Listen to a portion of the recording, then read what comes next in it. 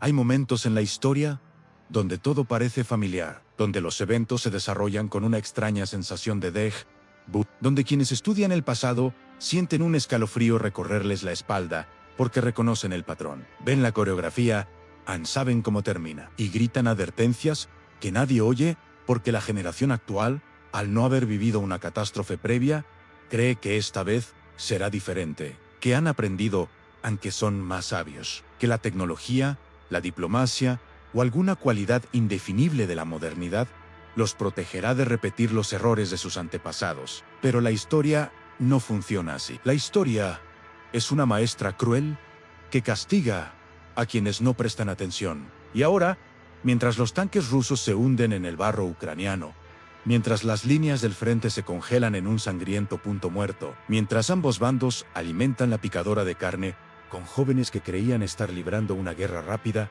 estamos repitiendo un error mortal, un error cometido hace 100 años, un error que transformó un conflicto europeo localizado en una masacre que mató a 20 millones y sembró las semillas de una guerra aún peor 20 años después. El error tiene un nombre simple: guerra de desgaste. Guerra de desgaste, y todo indica que no hemos aprendido nada. Verano de 1914, Europa se sumió en una guerra que todos esperaban que terminara antes de Navidad.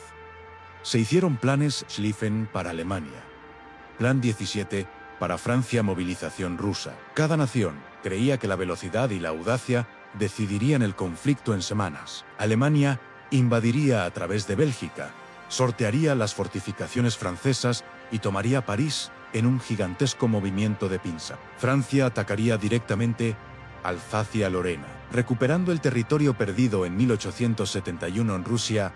Aplastaría a Prusia Oriental con una fuerza numérica abrumadora. Todos estaban equivocados, completa y catastróficamente equivocados, porque nadie había calculado el daño que las ametralladoras y la artillería moderna causarían a las formaciones de infantería atacantes. Nadie previó que un defensor atrincherado con armas automáticas podría masacrar a los atacantes en una proporción de 10-1, y cuando las ofensivas iniciales fracasaron, cuando el Marne detuvo el avance alemán y Tannenberg diezmó a los ejércitos rusos y millones murieron en semanas sin una decisión clara, los líderes se enfrentaron a una disyuntiva: negociar la paz basándose en un statu quo modificado, o redoblar esfuerzos, movilizar más tropas, cavar trincheras y desgastar al enemigo hasta que un bando simplemente no pueda continuar.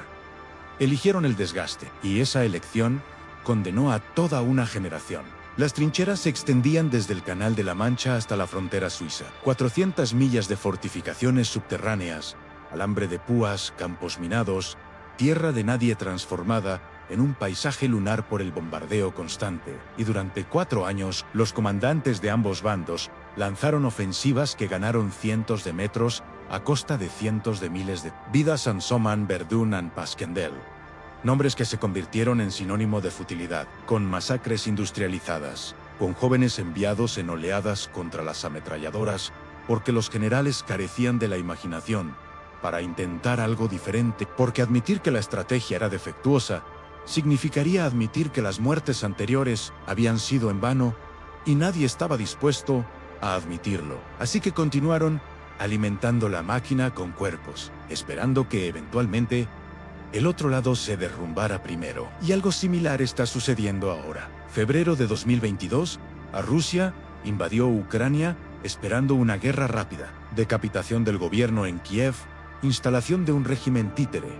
3 días al máximo, una semana en Ucrania, resistió. Una columna de 40 kilómetros se detuvo en el barro. La ofensiva multifrontal fracasó, y Putin, ante la disyuntiva de aceptar la humillación o redoblar esfuerzos, optó por redoblar esfuerzos. Movilizó más tropas, cambió su estrategia a la de desgaste. Si no puede tomar el país rápidamente, lo aplastará mediante el desgaste. Bombardeará ciudades hasta convertirlas en ruinas. Enviará oleadas de soldados mal entrenados para debilitar las defensas ucranianas. Y Ucrania, sin opción a rendirse porque rendirse significa dejar de existir como nación, acepta una guerra de desgaste.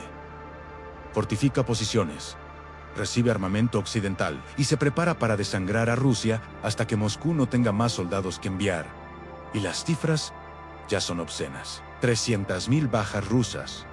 Quizás más, Moscú no lo admitirá. Decenas de miles de ucranianos muertos. La cifra exacta se oculta por necesidad moral, y una guerra que debería haber terminado en semanas entra en su tercer año, y ambos bandos están atrapados. Rusia no puede retirarse sin admitir la derrota, lo que destruiría a Putin y posiblemente a todo el régimen. Ucrania no puede ceder territorio sin traicionar su existencia nacional. Y así continúan día tras día. Artillería bombardeando posiciones, drones a la caza de objetivos, ataques de infantería ganando manzanas de la ciudad a costa de batallones, exactamente como el Somme, exactamente como Verdún, solo que con equipo del siglo XXI, ejecutando una tragedia del siglo XX. Occidente está cometiendo el mismo error que en 1914, proporciona suficiente apoyo para prolongar el conflicto, pero no el suficiente para forzar una decisión. Durante la Primera Guerra Mundial, Gran Bretaña envió ejércitos a Francia gradualmente. Primero, una pequeña fuerza expedicionaria, luego Masan y Masan, siempre reactivo, nunca comprometiendo suficiente fuerza a la vez para romper el estancamiento. Solo la suficiente para mantener al aliado en el campo, pero no la suficiente para ganar. Y ahora, el patrón se repite.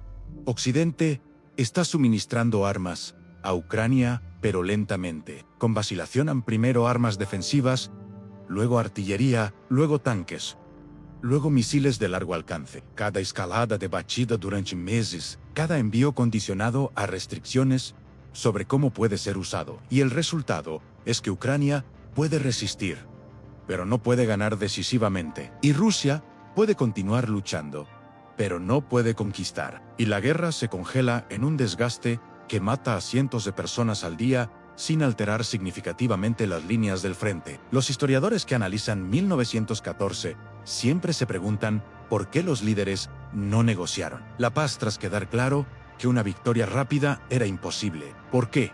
Tras el Marne, tras quedar claro que la guerra sería larga y sangrienta, no prevaleció la diplomacia, y las respuestas son múltiples: orgullo nacional, compromisos de alianza, propaganda que había presentado la guerra como una cruzada justa, imposibilitando políticamente cualquier acuerdo, costos ya incurridos, creando una falacia de costos hundidos, donde los líderes sintieron que retirarse sin una victoria clara traicionaba el sacrificio de quienes ya habían muerto, y cada una de estas razones está presente hoy. Putin no puede aceptar la derrota sin arriesgarse a ser depuesto. Zelensky no puede ceder territorio sin traicionar su mandato de defender la nación. Se han construido narrativas públicas en ambos bandos que hacen que el acuerdo sea equivalente a la traición. Y así, la guerra continúa, no porque alguien vea un camino hacia la victoria, sino porque nadie ve una salida políticamente viable. Y existe un paralelo aún más siniestro. La Primera Guerra Mundial no solo mató a millones, desestabilizó el orden mundial, destruyó imperios, el austrohúngaro, el otomano, el ruso y el alemán. Creó vacíos de poder que fueron llenados por extremistas bolcheviques en Rusia, fascistas en Italia y finalmente nazis en Alemania. Y la humillación del Tratado de Versalles, con sus términos punitivos impuestos a la Alemania derrotada, sembró semillas de resentimiento que Hitler explotó para obtener poder. Y la Segunda Guerra Mundial, aún más destructiva, fue una consecuencia directa del final de la Primera Guerra Mundial. Y ahora está surgiendo un patrón similar. La guerra en Ucrania está desestabilizando el orden global, acelerando la fragmentación entre Occidente y los autócratas, y destruyendo la arquitectura de seguridad europea construida desde 1945, y su final determinará si tendremos una paz sostenible o solo un intervalo antes de un conflicto aún mayor. Y el error no es solo estratégico, es psicológico. Hay un fenómeno que los historiadores han identificado al estudiar la Primera Guerra Mundial. Se llama la normalización del horror. En los primeros meses de 1914, miles de bajas en una sola batalla fueron impactantes.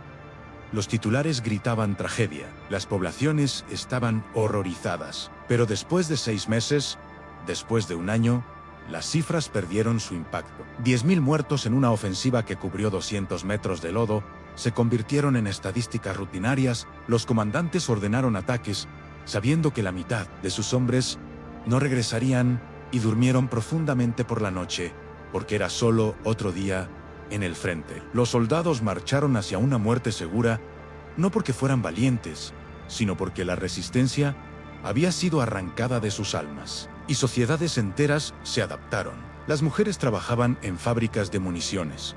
Los niños jugaban en calles vacías de hombres jóvenes, y la vida continuó bajo la sombra de la carnicería, porque los humanos se adaptan a cualquier cosa, incluso a lo inaceptable, si se exponen el tiempo suficiente. Y está sucediendo de nuevo. En las primeras semanas de la invasión, cada atrocidad acaparó titulares. Bucha conmocionó al mundo. Mariupol generó indignación. Pero ahora, 2 años después, los bombardeos diarios de ciudades ucranianas apenas se registran. Cientos de muertos en ataques con misiles generan un ciclo de noticias de 24 horas y luego desaparecen. La atención mundial ha cambiado.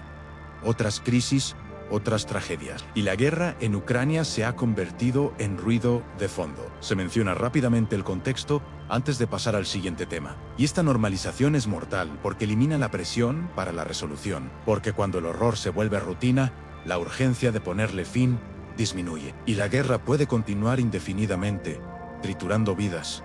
Porque el mundo ha aprendido a vivir con ella, a ignorarla, a tratarla como una inevitabilidad geográfica lejana que no requiere una acción inmediata. Los líderes de 1914 también cometieron el error de creer que podían controlar la escalada, que la guerra podría limitarse al frente occidental, que los demás teatros de operaciones quedarían en segundo plano. Pero la guerra hizo metástasis. Oriente Medio estalló con la entrada del Imperio Otomano. África presenció brutales campañas coloniales. Asia presenció cómo Japón se apoderaba de las posesiones alemanas. Y cada expansión trajo consigo nuevos actores, nuevos objetivos, nuevas imposibilidades de negociar una paz integral debido a la existencia de demasiados intereses en conflicto. Y ahora, el patrón se repite. La guerra comenzó en Ucrania, pero hizo metástasis. Oriente Medio estalló. Israel y Hamas en Hezbolá ataca desde el Líbano. Los hutíes en Yemen cierran las rutas marítimas. Irán e Israel se enfrentan en una escalada de confrontación directa. Y cada teatro de operaciones adicional complica la resolución del original porque los conflictos están entrelazados. Porque Rusia apoya a Irán, que a su vez apoya a Hamas y Hezbolá. Porque China observa y calcula sobre Taiwán. Y resolver el problema de Ucrania sin considerar estas conexiones es imposible. Pero resolverlo todo simultáneamente es igualmente imposible. Y se está repitiendo un error económico. Durante la Primera Guerra Mundial, los beligerantes creyeron que podrían sostener el esfuerzo bélico indefinidamente mediante préstamos e impresión de dinero. Alemania financió la guerra con bonos de guerra e inflación. Francia y Gran Bretaña con préstamos masivos de Estados Unidos. Y funcionó durante un tiempo. Pero con el tiempo, los costos se acumularon más allá de la capacidad de pago. Las economías colapsaron después de la guerra. La hiperinflación destruyó el ahorro. Y la inestabilidad económica contribuyó al auge del extremismo. Y ahora, Rusia está destruyendo su propia economía para sostener la guerra, gastando reservas, quemando fondos soberanos, movilizando industrias enteras para la producción militar a costa del consumo civil. Y puede que continúe durante años porque la economía rusa, aunque sufre, no se ha derrumbado. Pero el costo acumulado es astronómico y cuando la guerra finalmente termine, Rusia se enfrentará a una década o más de estancamiento económico. Y el estancamiento genera resentimiento. Y el resentimiento genera extremismo. Y el extremismo, en una potencia nuclear, es una pesadilla. Pero Rusia no está sola en su error económico. Occidente también comete errores. Está aportando cientos de miles de millones en apoyo a Ucrania.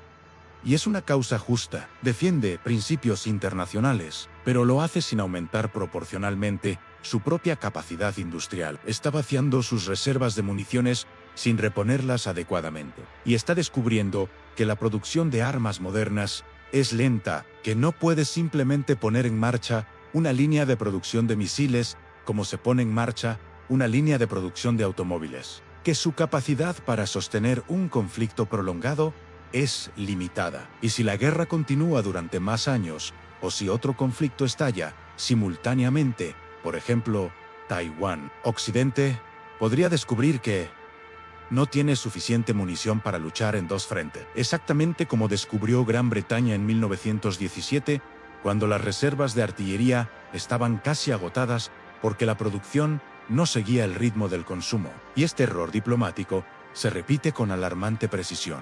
Antes de 1914, Europa contaba con un sistema de alianzas que supuestamente prevenía la guerra mediante la disuasión mutua. Triple alianza, triple entente. La idea era que ninguna potencia atacaría sabiendo que se enfrentaría a una coalición, pero el sistema tuvo el efecto contrario. Transformó una crisis localizada en los Balcanes en una guerra continental porque las alianzas automáticamente arrastraban a todos. Austria atacó a Serbia. Rusia se movilizó para defender a Serbia. Alemania declaró la guerra a Rusia, honrando su alianza con Austria. Francia entró, honrando su alianza con Rusia. Alemania invadió Bélgica para atacar a Francia. Gran Bretaña declaró la guerra a Alemania porque un tratado garantizaba la neutralidad belga y en cuestión de semanas, todo el continente estaba en llamas. No porque alguien quisiera una guerra continental, sino porque nadie podía detener la cascada de compromisos de alianza. Y ahora tenemos un sistema similar. La OTAN garantiza la defensa mutua mediante el artículo 5 en China, tiene acuerdos con Rusia en Irán, tiene aliados en Oriente Medio, y cada uno de estos compromisos aumenta el riesgo de que un conflicto regional se globalice mediante una cascada. Rusia ataca a un país de la OTAN, intencional o accidentalmente. Se invoca el artículo 5.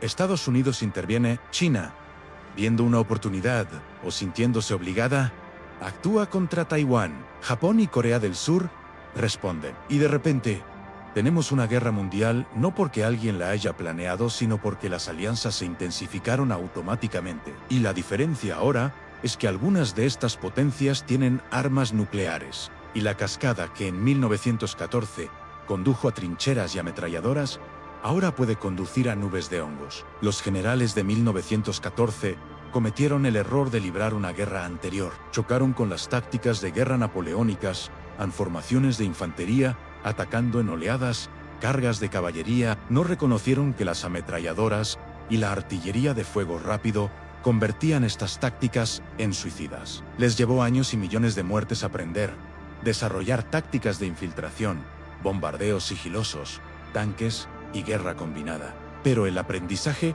llegó demasiado tarde para salvar a una generación perdida. Y hoy, los ejércitos están cometiendo una versión moderna del mismo error al planificar guerras cortas y de alta intensidad para conflictos que se deciden por la superioridad aérea y la maniobra rápida, y no planificar adecuadamente guerras de desgaste prolongadas, libradas con drones y artillería baratos. Ucrania reveló que el futuro de la guerra podría no ser cazas furtivos ni portaaviones, sino drones de $200 destruyendo tanques de 3 millones. Podría ser una guerra de producción industrial donde gane quien fabrique la munición más básica. Y Occidente, centrado en sistemas de armas caros y sofisticados, podría estar preparándose para la guerra equivocada. Y hay un error final, más fundamental. En 1914, los líderes creyeron que la guerra sería corta, porque no podían imaginar que las sociedades modernas, civilizadas y educadas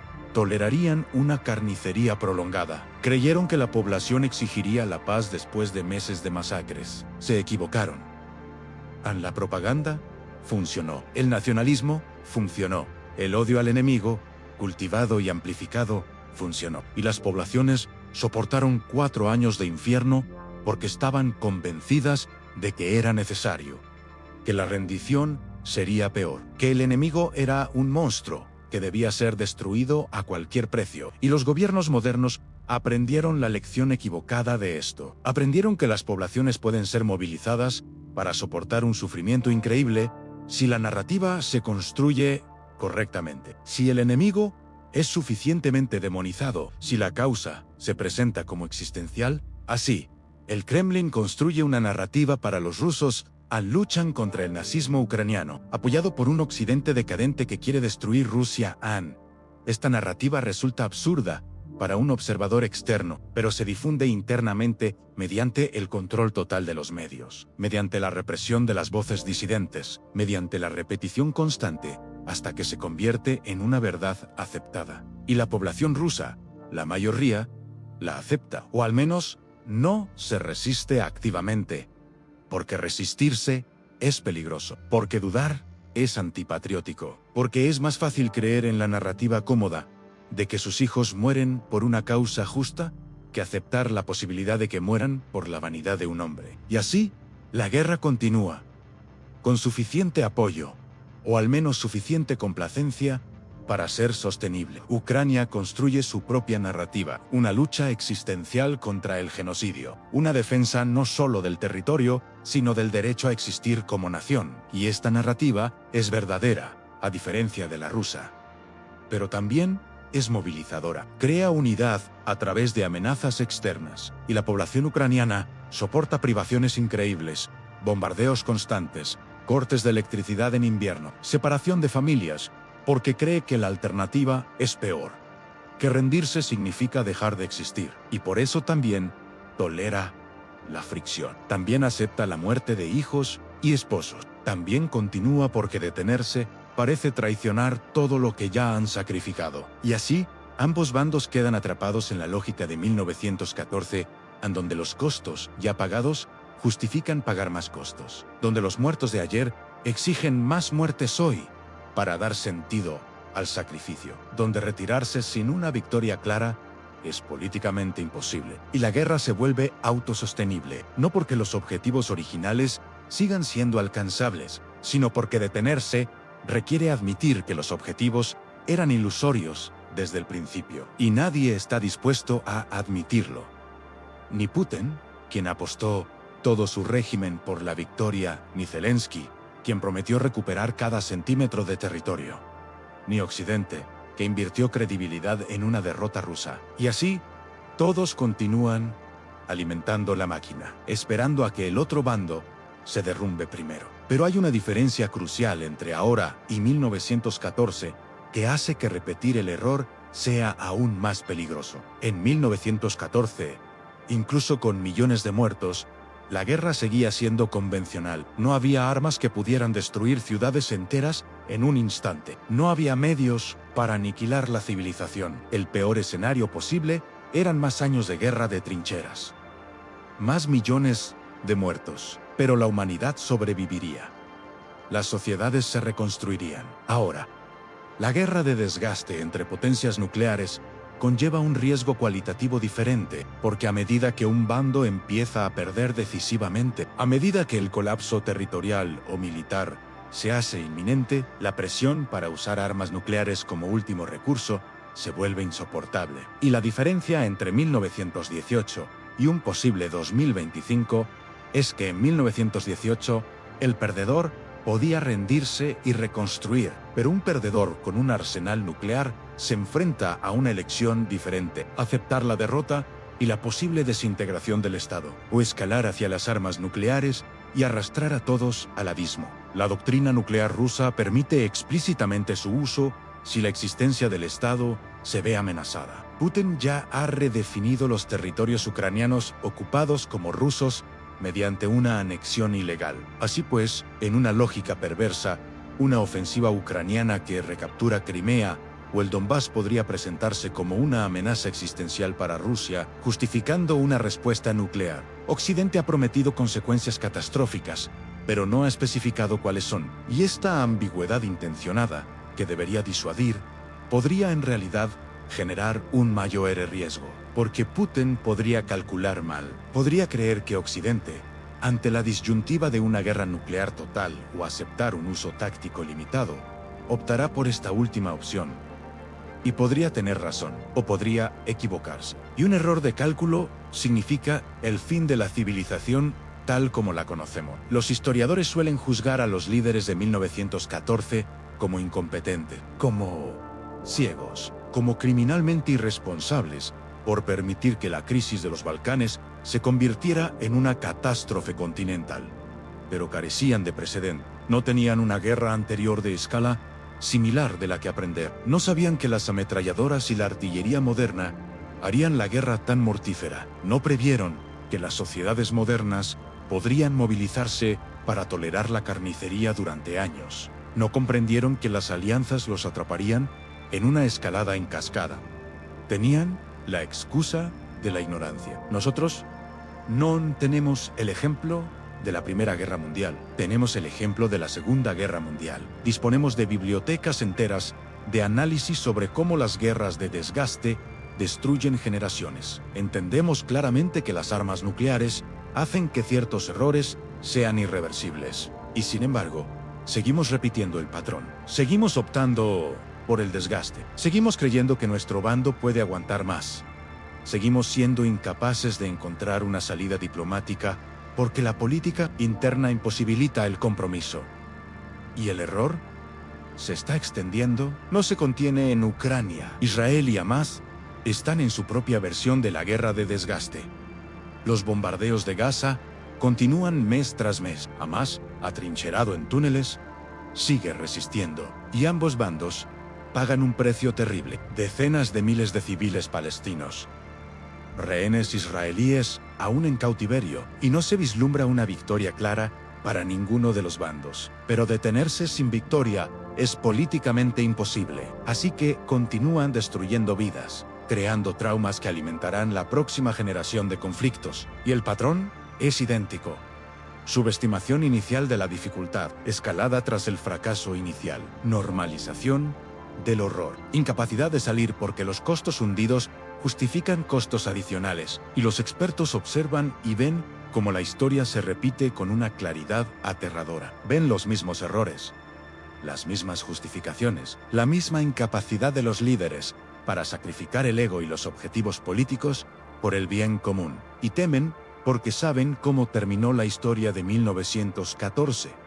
Saben que las guerras de desgaste finalmente no terminan con una victoria clara, sino con el agotamiento mutuo, con sociedades destrozadas, con economías en ruinas, con un extremismo creciente. Y saben que esta vez las consecuencias podrían ser infinitamente peores, porque los beligerantes tienen armas que podrían acabar no solo con la guerra, sino con la civilización. Hay un momento en toda guerra de desgaste en el que retirarse es más sabio que persistir, en el que reconocer que la victoria es imposible a un coste aceptable es señal de sabiduría, no de debilidad. En 1914, ese momento llegó y pasó repetidamente. Después del Marne, después de Verdún, después del Somme, en cada ocasión, los líderes optaron por continuar. Y millones murieron innecesariamente. Y el mundo que surgió en 1918 se desintegró de maneras que condujeron directamente a 1939 ante los cientos,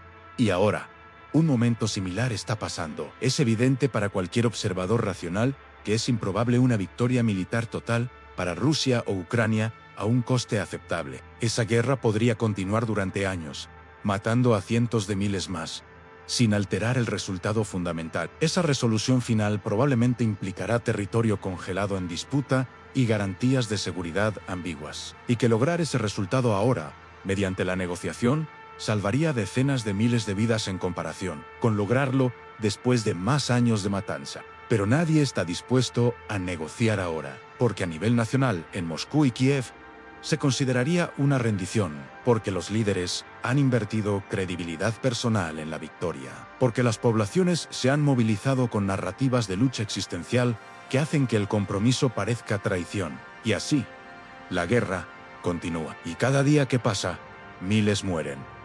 Miles resultan heridos.